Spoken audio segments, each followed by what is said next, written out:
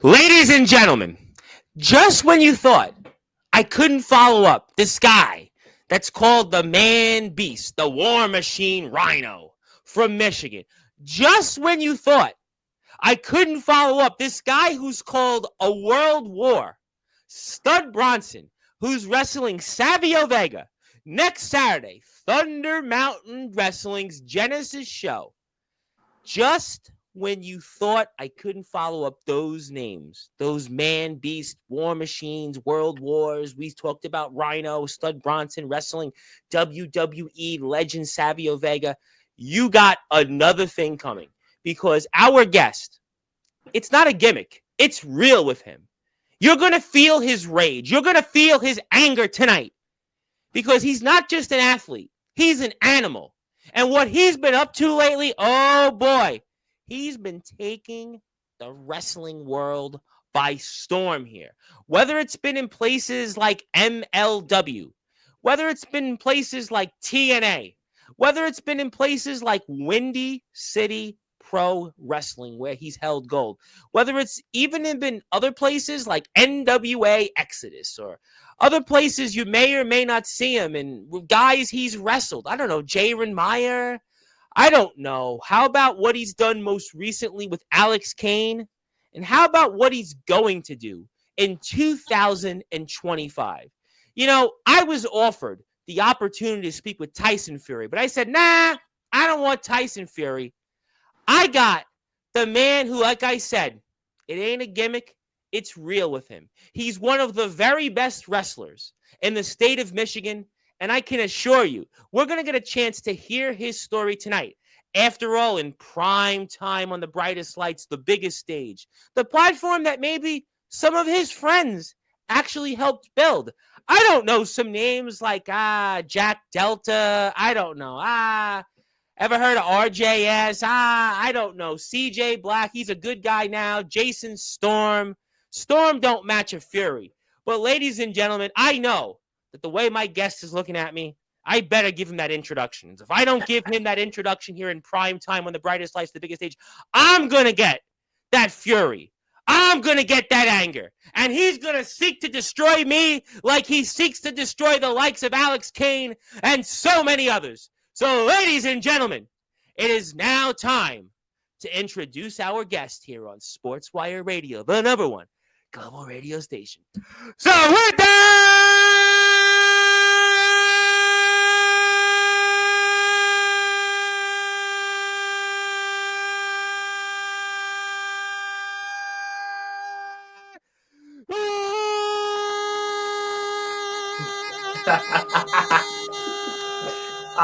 Shit.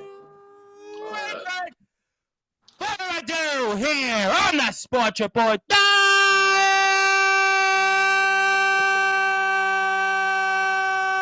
That was good. Number one.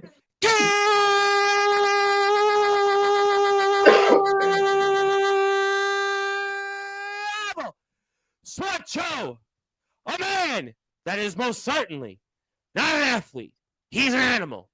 He's been one half of the Windy City Pro Wrestling Tag Team Champions of the World and the Horror Slam Tag Team Champions of the World. His name is simply put, he's no longer the future of pro wrestling because he's arrived. His name is simply put, James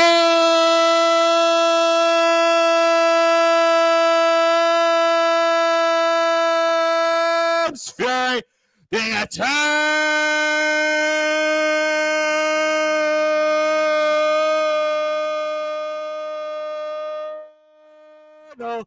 Flame.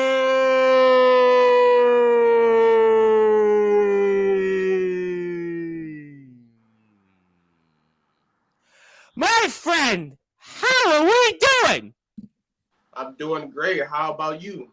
Ask me after this with my voice, but that's the running joke I say here all the time. But it is an absolute honor to have you. And, you know, this one's kind of special because, yes, Rhino was here. Yes, Stud Bronson was here, who's wrestling Savio Vega next weekend. But you have been a man, actually, that for, I don't know, the better part of around 2 years, I have supposed to have interviewed. That goes back to a mutual friend of ours, a good buddy of mine, Mr. Darrow Johnson, one of my biggest supporters, a man that has connected me with the likes of World War Stud Bronson, Vito Fratelli, who's been in the PWI 500 not once but twice. And then little do I know, you also know a couple of different people like, I don't know, Jack Delta, who's an outsider, was destructive. And then there's the likes of RJS and Comatose, CJ Black, Jason Storm, a long list of people. But enough about that. It is an absolute honor, sir, to have you. This is really 2 years in the making. So for those that are listening and watching here in prime time on the brightest lights, the biggest stage, that you, James Fury, most certainly helped build here, Sportzwire Radio, where we forever have an eternal flame to nearly 1,370 plus subscribers. Talk about what's next here after what we saw you do literally just, 2 days before 2024 ended here. So tell us what's next for James Fury, the Eternal Flame. What's next for James Fury is just one thing I will say is just the whole year of 2024, it's taught me a lot of valuable lessons outside of wrestling and in wrestling, where just like when I was doing the most things like the Fox News gig, like all that stuff, everybody was hitting my line. Everybody was checking up on me, you good, everything. But when I slowed down, I started slowing a little bit more down. Like there was nobody there. And I have a chip on my shoulder, not only because of that, but due to multiple other reasons too. But that motivates the fire inside of me for the most part. So for 2025, I'm coming with a vengeance. I mean that from the bottom of my heart. I'm coming in hot. And it might not be right now, but in time, everybody will see what I am truly capable of. Absolutely, no question about that. I truly believe that, and I know that Darrow has been very high on you for a long time, and he was one of the guys that talked about you. And it's funny you said that because you wrestled a lot in 2023. I mean, you were pretty much everywhere. You wrestled a bunch of different names. And, Jaron Meyer is a man I know very well, and you've been up and down the Midwest and certainly in parts of the Northeast. You've definitely gotten around. But most recently, I mean, you had a lifetime opportunity to do some stuff in MLW. And again, another connection that I sort of have because I'm on the MLW mailing list. And obviously there was a push a few years back for me to do some different things in MLW. And obviously that's a lifetime opportunity. I got to ask you about that. What was that experience like being an extra in MLW and being a part of a really one of the more iconic segments in all of wrestling in 2024? One thing I will say is that as soon as I went there, I felt immediately welcomed. I felt like part of the boys immediately. It was like it felt great being an extra for MLW and being a part of that segment with Minoru Suzuki. And the funny part about that segment actually is in that same segment he was like punching everybody, putting people in headlocks and everything, and I actually wanted him to punch me. Like I was like, why would you want that though? If you rewatch that segment, watch how close I am to him. Look at how close I am to him, and like I'm just ready. Like just punch me, But he didn't do it. He ended up getting everybody else but me. So like I said, I had a great time being there overall, and I'm definitely going to be back there again as an extra and just keep busting ass, whatever they need, set up, tear down. I'm down for it. No question, an opportunity of a lifetime, and you're there with a lot of huge names, a lot of people that have done a lot of different things. Did you get a chance to speak with some of the guys in that locker room and maybe take some things with you for the 2025 that you're going to have, which, by the way, your opponents are going to feel that vengeance, I have no doubt? All my conversations with the talent were like very, very brief, like very short. Like some were like longer than others, but just based off of my conversations, it just gives me more motivation going into 2025.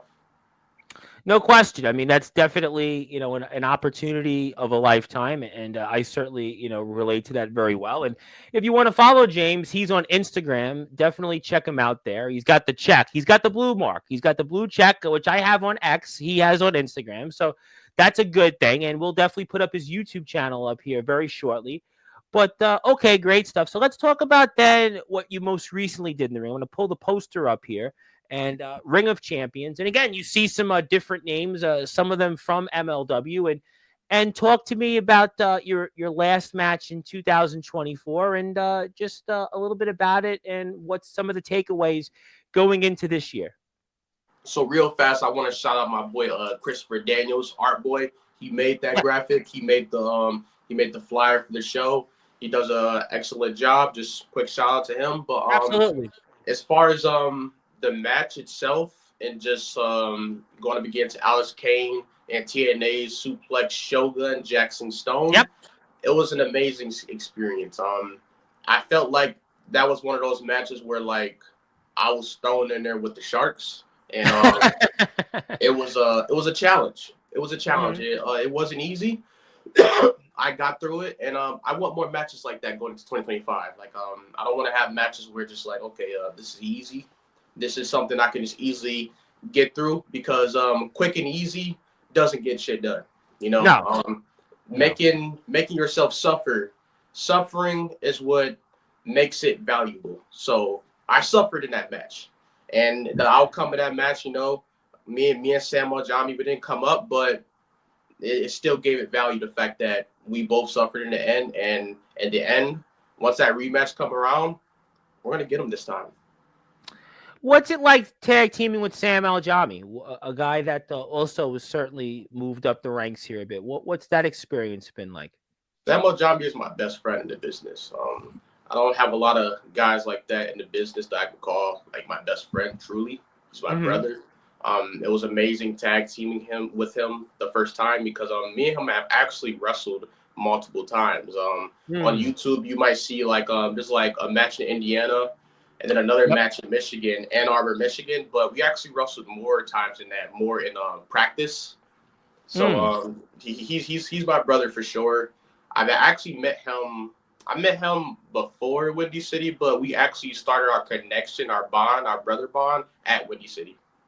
Okay, that's interesting, and it's funny that you talked about Windy City, and we were talking about this off there, and I was like, "Oh, I know Windy City Pro Wrestling very well. Some of my friends have sponsored some stuff there. As a matter of fact, about 3+ years ago, I sponsored. I was one of the sponsors for. They do a big thing in the summer. It's like this big, almost like challenge that they do there, and I saw that you were actually one half of the Windy City Pro Wrestling Tag Team Champion. That's a company. That's a really good company there. So what's your experience has been like in Windy City Pro Wrestling so far? A lot of names I know, as a matter of fact, in that company. The same thing, David Meyer works there too. He just started. I know David Meyer very well. Yep.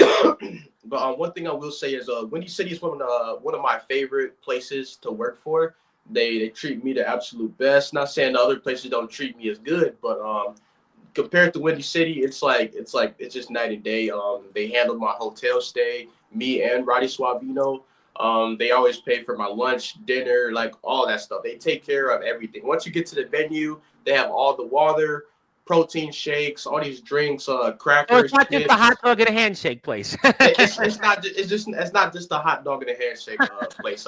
They actually they will really emphasize the fact that they're grateful for you performing on their show. Like on my envelope, I've never seen this on any of my envelopes before, but on my envelope, there was a small message just saying how thankful they are for me. And I was like, wow, I feel appreciated as a talent. You should feel what you do for us in our sport. I mean, I want to say thank you for all that you do. I mean, you put your body out there on the line. You put your blood, sweat, and tears out there. And you especially, because you've grinded. You've had a long, hard journey at this. I mean, not to say that anybody that hasn't, but you especially. So, I mean, I want to take the moment here to thank you. Thank you for all that you do for our sport. And I'm glad that there are companies out there that treat their talent that way. And I'm glad that you and Roddy Suavino won those tag team championships and held them there for a while. And, that's a nice thing on the resume with that company. Like I said, I sponsored something there a few years back, and I know of some of my friends who do some stuff more in the independent wrestling circuit than I do, have interviewed a lot of those guys and gals in Windy City. So what was that like to be one half of the Windy City Pro Wrestling Tag Team Champions? It was amazing. Honestly, like every single time we went out there, like they would have us go out there like 5, 6, 7 times on the one show. So you'd see the natural order on multiple occasions. Even if it's not our match, you're going to see us somewhere. It almost felt like it's funny because it almost felt like we were the Judgment Day. You know, like the fans, they weren't hating us because they generally hate us. Like they love to hate us. I will always remember this moment when we were walking out. This little girl had my trading card in her hand, and I thought she was coming up to me like to give it to me or something. Like, oh, I like this, but she came up to me and ripped it in half. I was like, oh damn. Well, speaking of which, how about that short that everybody talked about on YouTube where he went up to Grandma and didn't shake Grandma's hand? Yeah, that moment, I enjoyed that moment also. I'm lucky I don't have grandparents anymore because I don't think my grandparents, well, some of them were from Brooklyn. I don't know how they would have reacted. The good news, they're dead, so you don't have to worry about that. They're dead. So. I'm sorry. No, I haven't met them actually in most cases. It's okay, but the point was that was certainly the talk of the town. I mean, certainly they felt the fury there. But yeah, Windy City's got a great history. There's no question that Windy City. It's a great experience. And what's the difference between Sam and Roddy as tag partners? You've obviously, you had Sam at the last show, and Roddy you've held the tag belts with for a while, until recently. But what are some of the differences, or maybe some of the similarities there as partners? Not to dig on nobody or anything like that, but like the comparison, like when I tag with Sam, when I tag with Roddy, so with Sam, for example, is like. That's my actual best friend in real life. So when we're out there, it feels very authentic. Like it feels really. Sure. It doesn't feel forced. It just feels like it's natural. Like it's like supposed to happen. As far as what Roddy Suavino, also a great in-ring talent, great friend. Sure. But we're not like best friends. We're calling on a time or something like that. And just. It's just a different vibe when you're in there with your real life best friend, So I have an amazing time tagging with Roddy Suavino, amazing time tagging with Sam or even Atlas Hightower at Horse Slam. Yep. But there's always going to be differences or similarities, like you said, when it comes to tagging with people. Absolutely. And my name is the Reverend Tom Bryce. You have voice figuratively and literally where all wrestling matters. We are here with the one and only James Fury, the Eternal Flame, and what a year he had in 2024. What a year he had in 2023. And he's going to have an even better year here in 2025. Trust me on that. I will promise you that. I've also noticed you've traveled to some different places in the Northeast, the Midwest. I know Darrow, who's in California, has been high on you for a while. And what are some of your favorite places you've wrestled, or what are some of maybe the different states that you'd like to go and wrestle in? Because I always think it's fascinating when guys like you come on. Stud Bronson was here not too long. Obviously, the War Machine, the Man Beast Rhino. When guys like you come on, who are certainly pro wrestlers who've had some levels of success and have been to different places. I mean, what are some of your favorite stops so far, and what are some places you would like to wrestle maybe across this country, or even worldwide? I don't have any certain places where that I would like to wrestle. I'm kind of one of those guys where it's just like. If you're paying me, you pay me. I'll do it. Well, I wish you'd wrestle here in New York. Unfortunately, I don't really have the pull in the New York City independent scene. I'd love to see you in New York. I kind of saw that was a glaring omission on the cage match profile there. I'm like, we got to get him to New York. I mean, we got to. Yeah, I agree. I've been to New York before. I've been to New York for multiple reasons. I actually went down there before. It was in New Jersey though, but it's still close by. New York's still close by, but there's a lot of guys I know do stuff in Glock Cluster. There's different places that do. You remember EBW though? Oh, of course I remember EBW. EBW. I went down there for that. So you know some of those guys there. I'm trying to think. You'd probably know the. I shouldn't. I won't say it on the air, but you know a lot of those guys. Probably. Let me think. Austin James, Roland Havoc, right? EBW. If we're thinking of the same EBW, you were in Glock. No, it's a different one. Maximus Roman. Okay, all right. So then I still know that it's a different EBW, but yeah, I definitely know that one very well for sure. Yeah, EBW's got a lot of history there. Absolutely. No, listen, Glock Cluster in South Jersey have a big scene, and New York City not as much. So maybe you'll come down here one way or another. Yep. But I got to ask you, because if I don't ask you these questions, I know the people when they'll freak out when they see this, because this was basically kind of like one of those last minute ones. You obviously know a number of different names that are, let's just say, legendary on this platform. Legendary names on this platform. I think of, well, one name in particular that you have quite a history with is some guy, you probably heard of him, named Jack Delta. Probably you don't know too much about him, but he's obviously been a mainstay on this platform over the years. And, anything you want to say about Mr. Delta, any memories you have or two about him, or just anything you might want to share? Because I know he'll definitely check this one out. Delta is a very, very interesting one to bring up because me and me and Delta weren't always, the greatest of friends. How the shit went down at MEBW. I didn't have no hard feelings towards him about. We've talked about it and everything. That's a whole different other topic over here. Yeah, But well, we're not going to talk about that in length. yeah, No. yeah. So we'll talk about that maybe in private or something. But Yeah, we're now good. I just recently had a conversation with him. Actually, we were talking about friends and like friendships and stuff. And one thing he made clear, he was just like, "We're not friends. We just have a really great bond." I was like, "Me and What? Delta hang out. We hang out at least like once a year, and it's always a great hangout. And we always talk about real life stuff. I'm the type of guy where I take calling somebody my friend very seriously. And technically, we aren't friends. He is Ray. We hang out once a year. We barely talk here and there. When we talk, like it's a great time. So I just have a really really great ass bond with Delta, and I love talking to him. But overall, just to sum up everything about Delta, he's a great guy. He's hungry. He wants it.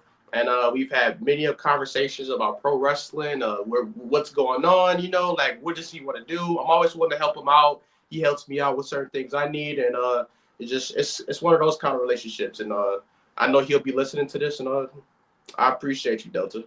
It's funny you said that, because I talk with a lot of wrestlers all over the world. And what the funny thing that you just said, you're not the first person that said that. A lot of guys come on my show and they talk about some of their more favorite things in wrestling isn't just, well, wrestling in the ring. It's the travel, it's the bonding, it's the talking about little I hate things. the travel.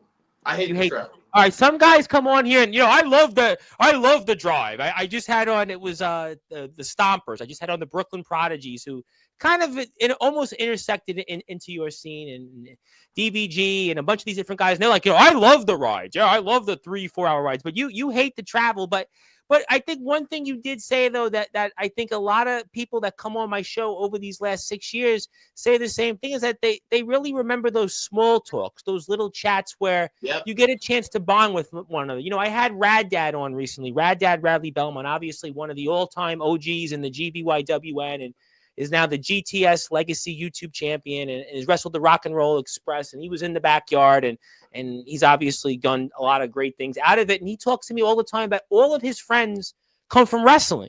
He doesn't have any friends outside of wrestling, pretty much.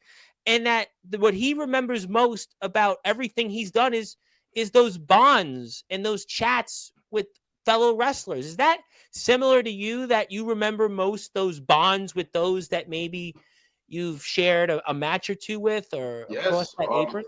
Yes, it's even like what I was just talking about with Delta. Like I will always remember every single talk and conversation that I've had with Delta, or even like certain guys in the business where I'm always remember it. I will always remember I will always remember the times where Karrion Kross will respond to my comments on his Instagram and like put me over, heavily, not just something small, but like heavy. Like he literally told me, I expect to see you next to me one day. Like that's big. I look up to Kross. He's one of my favorite wrestlers of all time.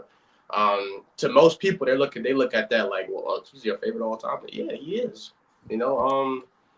Or even like when Prince Nana, he complimented my promos and everything. Like, hey, you do a good job in your promos. Like that will forever stick with me. Oh, I love your anger. I love your rage. Darrow did say a few years back about you. He was like, you got to listen to your promos. You got to listen to them. All right, I'm going to listen to them.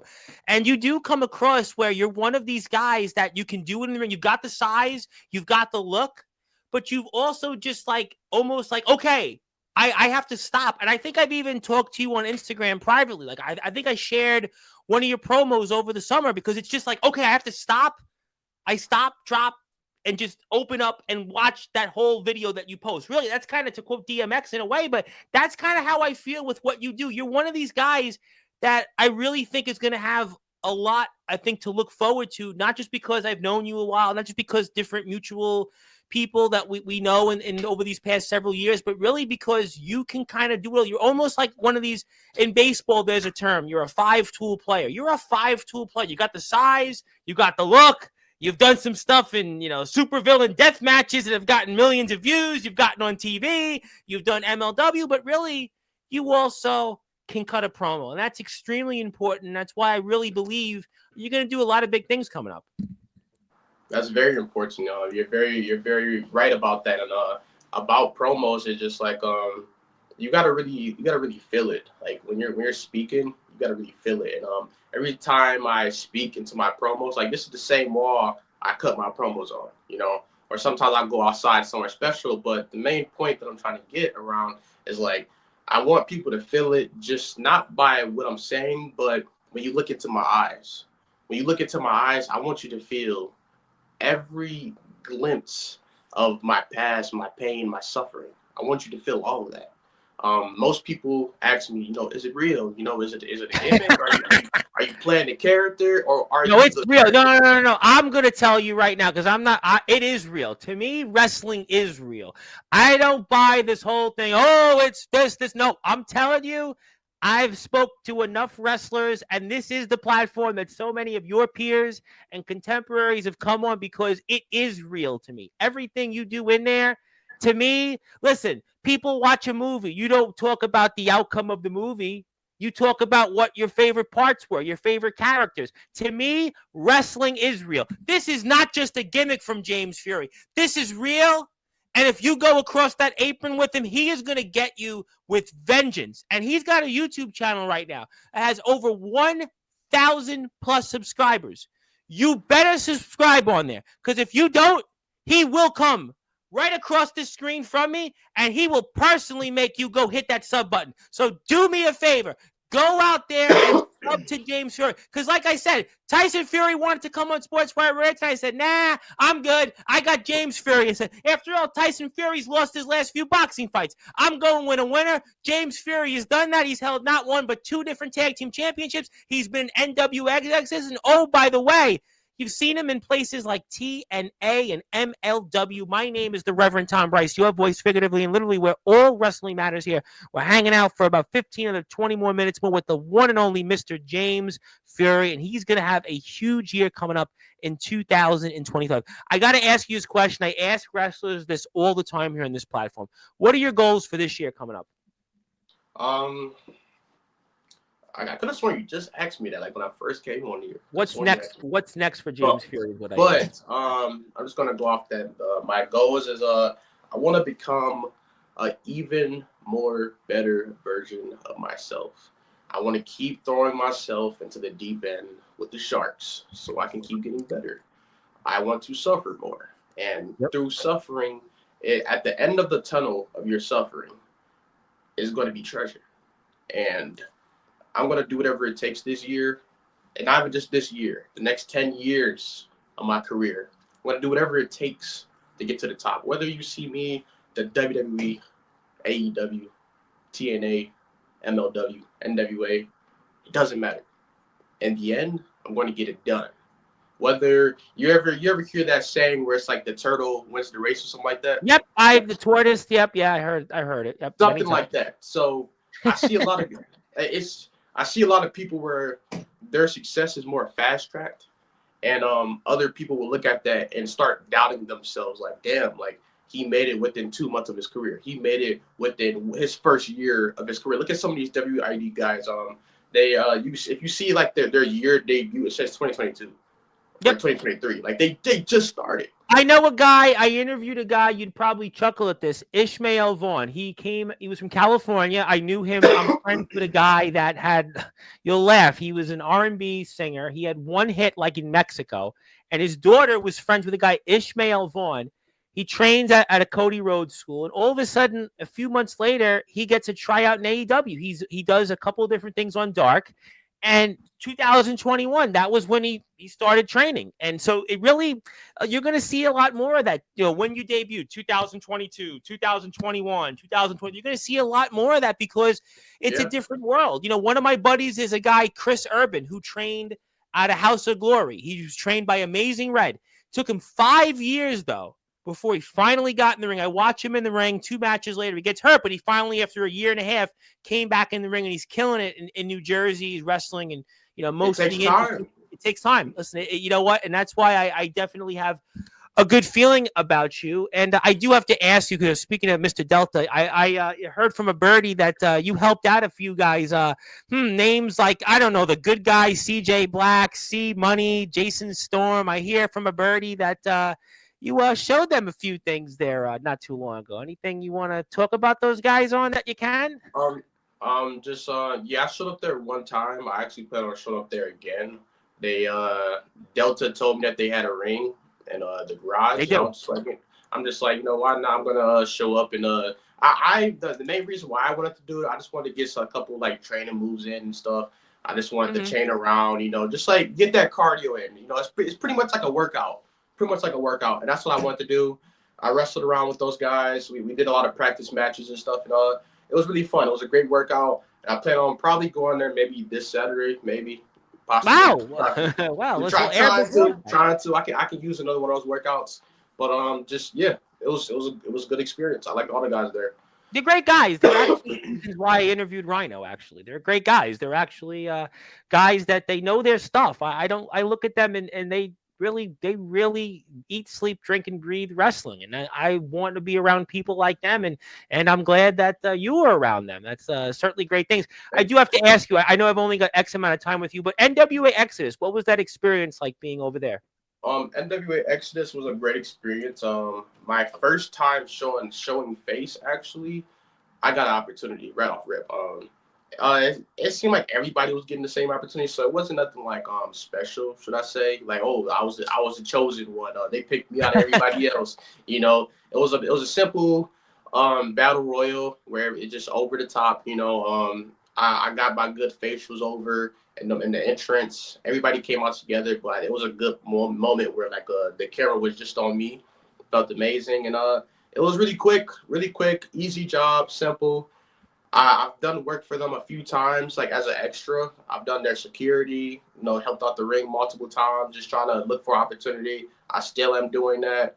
And who knows, you might see me as a regular on there. You just I never think I know. will see as a regular because what you're saying. Thank you for saying those things because being a part of the show, getting there early, helping set up. I have interviewed people from all over the place. And that is one of the common things. Thank you so much for saying that. If you also want to follow James Fury on X, I highly expect you to go out there and follow him on X. So go out there. And like I said, if you don't follow him, he will certainly come back with you with vengeance. So you want to make sure that do that because you will be awaiting extermination. He will do that. Trust me. So there you go there. Check him out. He's got a great following. He loves chili, so go and check him out Ha. there. Ring of Champions. You love chili. I gotta say, my mother probably would have rather have had you in the house rather than me because I didn't eat chili growing up. I hated it. Don't give me all the credit for that. That was all my wife. Well, you know what? Close enough. But because my mother did make chili from time to time, and I was like, "No, I'm good. Give me pizza. We're in Brooklyn. I want pizza. Give me something else." When she hears this, she'll probably flip out on me. No, actually, she seems to be a fan of these shows. I don't know why, but be a fan of James Fury. Check him out in great places like Ring of Champions Wrestling. Check him out in NWA Exodus. Hopefully, check him out in MLW again. Check him out in so many great places. TNA, I got to ask you a couple more questions. I know you're a busy man, but obviously you are from Michigan. That is where, of course, the War Machine, the Man Beast, is from. And you did mention TNA. And any brief memory or two of the War Machine, Rhino? Rhino, he has a show called Insane Wrestling Revolution. Yes, IWR. Yep, we talked about it here. Yep. Sammy Callahan, February 6th. He's wrestling there in 3 weeks. Yep. Yeah. When I first started the business, because I'm actually 2 years in the business now, and when I first started, I showed up to his show. Maybe he has a Thursday show, so it's a little bit harder because of work. But my first few times showing up, it was a great experience. I was an extra, but it was a really good experience. The first time I showed up in the all red suit, so it was kind of funny. it's kind of funny because I was the only guy on security, like wearing like these red dress pants, and everybody else was wearing all black. But I did that so because dress to impress. You know, Yeah. I want to First be the one impressions are standing always the out. most important one. Listen, I was always told that when I was in college, I took law, I took speech, I took all that stuff. And I remember never forgetting first impressions. And I worked in politics, and I've had, some success. And I was always told first impressions. So yeah, that's why you keep going. I couldn't agree more. Yeah, like going, like you never know, like I might be just like a random dude to him or something like that, but he's gonna forever remember that I'm the guy in the red suit, you know. Oh, he's So gonna definitely remember it because he came on here, and I'm gonna make sure that it gets mentioned on Instagram. So yeah, I'll make sure of that. And we thank everybody for that. And we thank obviously Mr. Fury. He's a very, very busy man, and we're very honored to have had this opportunity here to speak with him. You must follow him on a couple of different I ways. appreciate you. I appreciate you for having me on too. Thank you. No, I always listen, want to come back on too. You should, because you know what's funny? I know we want to let you go in a minute, but Darrow Johnson was like, he would talk to me, I want to say for months about you. He's like, have you spoke to James yet? Have you spoke to James? He was like, well, after this, once I don't know how soon you plan on uploading this. It's going to be up real soon. Yeah, send it straight to him and tell him, hey, I know that.